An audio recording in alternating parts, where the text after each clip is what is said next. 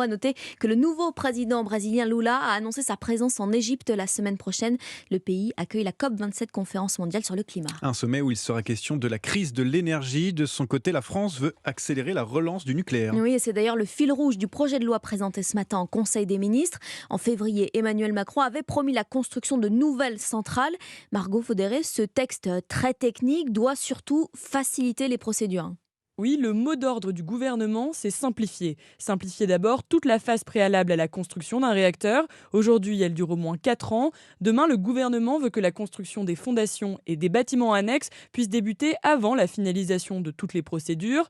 Tout passerait par décret et donc tout recours serait jugé directement par le Conseil d'État.